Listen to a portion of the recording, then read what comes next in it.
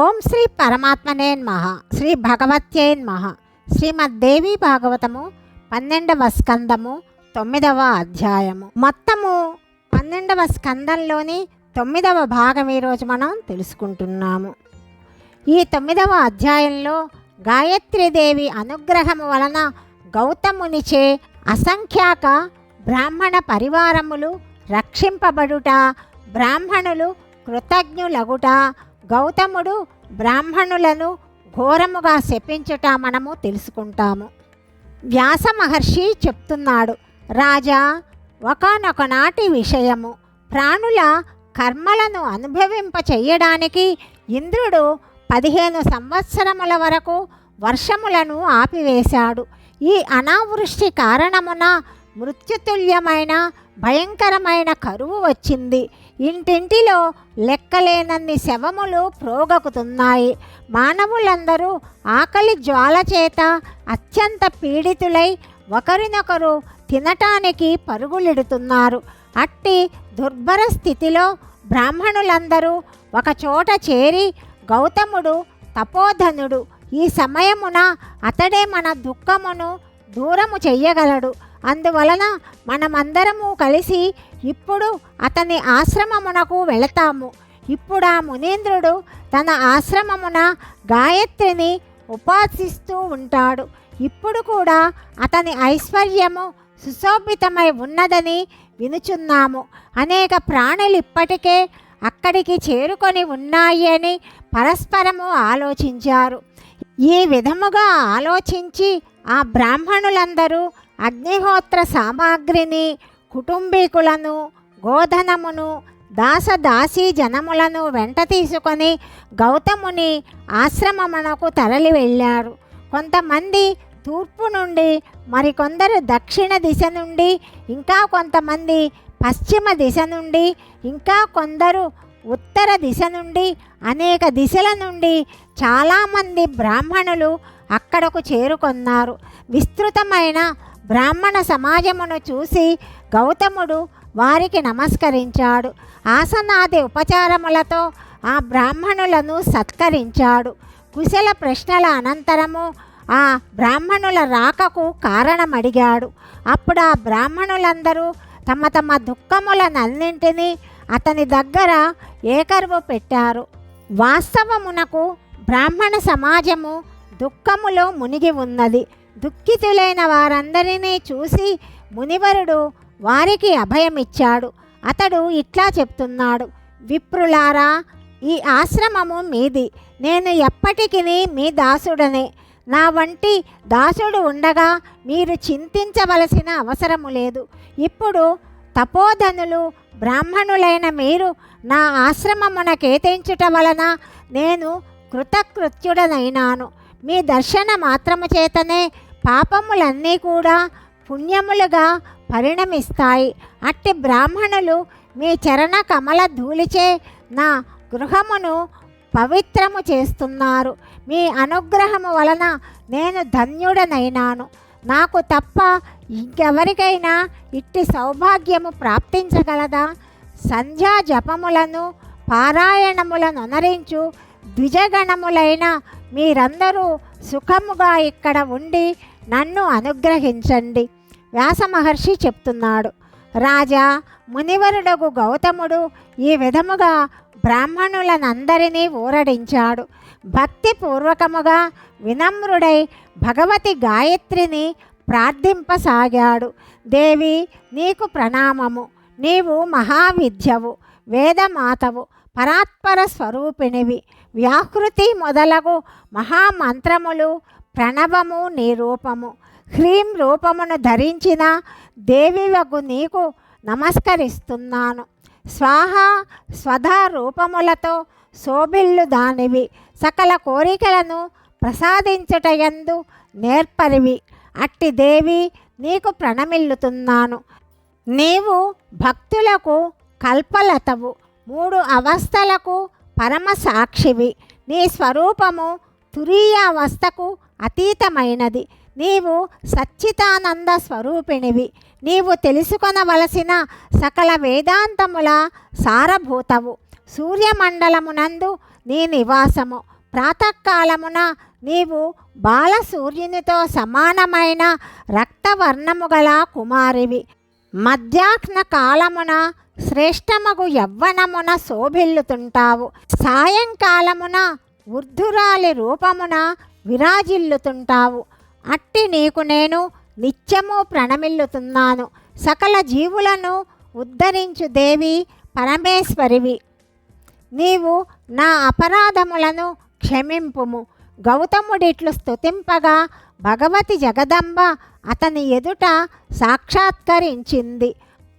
ఆ దేవి మునీంద్రునకు సమస్తము భరించి పోషించు సామర్థ్యము గల ఒక సంపూర్ణ పాత్రను ఇచ్చింది. ఆమె అతనితో ఇలా చెప్తున్నది: మునేంద్ర, నేనిచ్చిన ఈ పాత్ర నీవు కోరు పదార్థములను అన్నింటినీ నీకు ఇవ్వగలదు.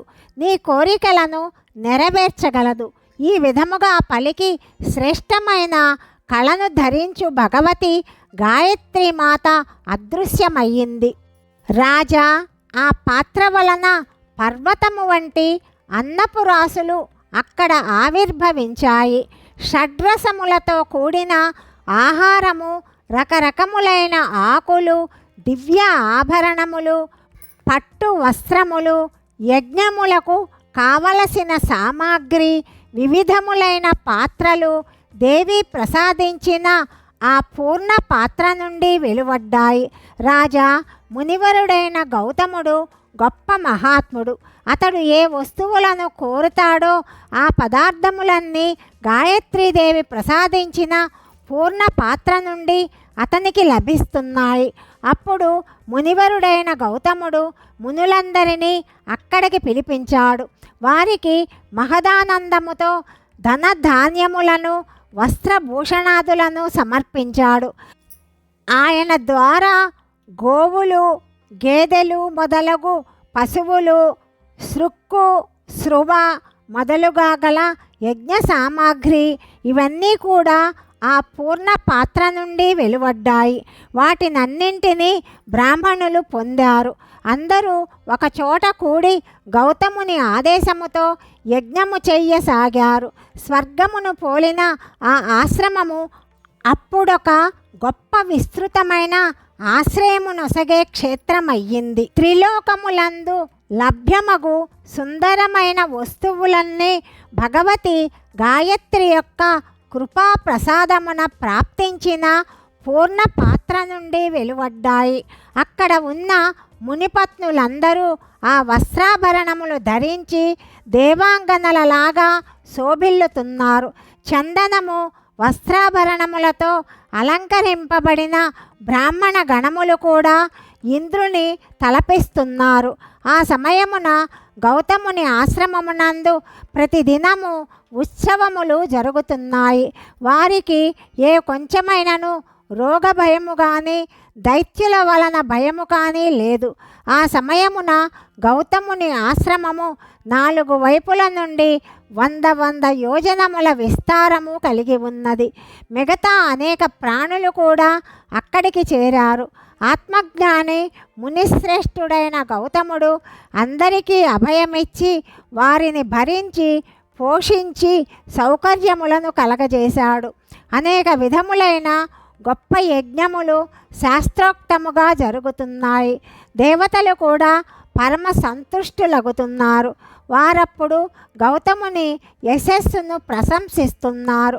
మహా యశస్సంపన్నుడకు ఇంద్రుడు కూడా తన సభయందు ఈ శ్లోకమును పఠించాడు. ఆహో, ఈ గౌతముని తానే స్వయముగా మన పాలిట కల్పవృక్షమయ్యాడు. ఈ మహానుభావుని ద్వారా మన మనోరథములన్నీ సఫలమవుతున్నాయి. లేకపోయినచో ఈ దుర్భర సమయమున జీవించే ఆశ కూడా సన్నగిల్లి ఉన్నది. మనకు హవిస్సు ఎవరు ప్రసాదిస్తారు? ఈ విధముగా మునివరుడగు గౌతముడు 12 సంవత్సరముల వరకు ఆ మునులను పోషించే వ్యవస్థను ఏర్పాటు చేశాడు. ఆయన పుత్రునిలాగా అందరి బాధ్యతను వహించి ఉన్నాడు. అయినప్పటికీ ఆయన మనస్సులో అభిమాన స్పర్శయే లేదు. ఆ మునీంద్రుడు గాయత్రిని ఆరాధించటానికి ఒక శ్రేష్టమైన స్థలమును ఎన్నుకొన్నాడు. ప్రముఖులైన మునులందరూ అక్కడికి వెళ్ళి భగవతి జగదంబను ఉపాసిస్తూ ఉన్నారు. పరమ భక్తితో 3 సమయములందు ప్రాతకాలము, మధ్యాహ్న సమయము, సాయం సమయము అక్కడ పురస్చరణాది కర్మలు సంపన్నమవుతున్నాయి. ఇప్పుడు కూడా ఆ స్థలమునందు భగవతి ప్రాతకాలమున బాలికలాగా, మధ్యాహ్న సమయమున యువతిలాగా, సాయంకాలమందు వృద్ధురాలిలాగా సంపన్నమై కనిపిస్తుంది. ఒకనాటి విషయము. మునివరుడగు నారదుడు అక్కడికి వచ్చాడు. అతడు తన విశాల వీణతో భగవతి ఉత్తమ గుణములను గానము చేస్తున్నాడు. అక్కడికి వచ్చి అతడు పుణ్యాత్ములకు మునుల సభయందు కూర్చున్నాడు. గౌతముడు మొదలుగా గల శ్రేష్ఠులైన మునులు నారదునకు శాస్త్రోక్తముగా స్వాగతము పలికారు. తరువాత నారదుడు గౌతముని యశస్సుకు సంబంధించిన వివిధ ప్రసంగములను వర్ణించసాగాడు. అతడు ఇట్లు పలుకుతున్నాడు: నేను దేవసభకు వెళ్ళి ఉన్నాను. అక్కడ దేవరాజగు ఇంద్రుడు నీ యశస్సును గానము చేశాడు. ముని అందరినీ పోషించి విస్తృతమైన నిర్మల యశస్సును పొందాడని చెప్పాడు. మునేంద్ర, శచీపతియగు ఇంద్రుని మాటలు విని నిన్ను చూడటానికి నేను ఇక్కడకు వచ్చాను. భగవతి జగదంబ కృపాప్రసాదమున నీవు ధన్యవాదములకు పాత్రుడవు. మునివరుడగు గౌతమునితో ఈ విధముగా చెప్పి నారదుడు గాయత్రి సదనమునకు వెళ్ళిపోయాడు. అక్కడ అతనికి భగవతి జగదంబ యొక్క అభాస లభించింది. దర్శనము చేసుకొని నారదుని కనులు పరమ ఆనందముతో వికసితములయ్యాయి. దేవిని శాస్త్రోక్తముగా అతడు స్తుతించాడు. తరువాత స్వర్గమునకు వెళ్ళిపోయాడు. గౌతముని ద్వారానే వారందరినీ భరించి పోషించు ఏర్పాట్లు జరుగుతున్నాయి. కానీ వారిలో కొంతమంది కృతజ్ఞులైన బ్రాహ్మణులు గౌతముని ఈ ఉన్నతిని విని ఈర్ష్యతో దహించుకొని పోతున్నారు. వారి మనస్సులలో ద్వేషము నిండి ఉన్నది. ఏదో ఒక విధముగా అతనిని అపఖ్యాతి పాలు చెయ్యాలని వారు ప్రయత్నిస్తున్నారు. అందుకు వారు గట్టిగా నిశ్చయించుకున్నారు. గౌతముని గురించి ఇంకా వ్యాసమహర్షి చెప్పటము తదుపరి భాగంలో తెలుసుకుందాం. సర్వం శ్రీకృష్ణార్పణమస్తు.